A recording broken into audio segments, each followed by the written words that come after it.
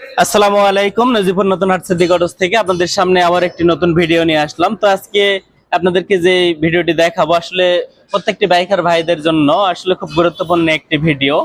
তো আপনারা দেখতেছেন এই বাইকটি রাস্তা থেকে ঠেলে নিয়ে আসলো, আসলে স্টার্ট হচ্ছে না।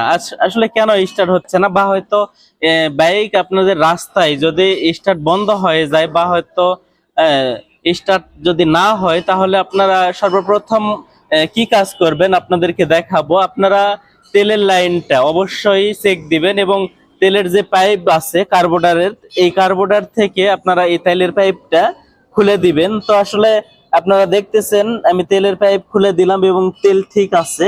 এরপরে আপনারা যে কাজটা করবেন আপনাদেরকে দেখাচ্ছি আমি। আপনারা দেখতেছেন এপাশে যে প্লাগ আছে, তো আমি এই প্লাগটা খুলবো। আসলে তেল যদি ঠিক থাকে তাহলে প্লাগ ধরছে, আর নয়তো বা কারেন্ট হয়তো নাও থাকতে পারে বা সিডিআই মিস করতে পারে।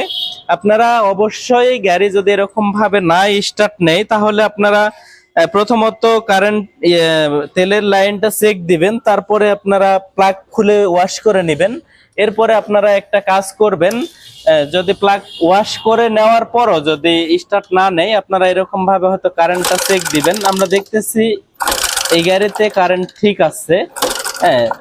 তো প্লাগ ধরছে, আপনারা দেখতেছেন এই প্লাগের মাথাতে অনেক পরিমাণ ময়লা এবং কালি, যার কারণে এই গাড়িটির প্লাগ ধরছে। তো আমরা প্লাগ পরিষ্কার করে দেবো, ইনশাল্লাহ গাড়িটা স্টার্ট হয়ে যাবে। তো আপনারা আপনাদের বাইকের প্রাথমিক অবস্থায় আপনাদেরকে যেরকম ভাবে আমি এই ভিডিওর মাধ্যমে দেখাই দিলাম, ঠিক আপনারা এরকম ভাবে কাজ করবেন, তাহলে আপনাদের বাইক স্টার্ট হয়ে যাবে। তো ঠিক আছে, সবাইকে ধন্যবাদ।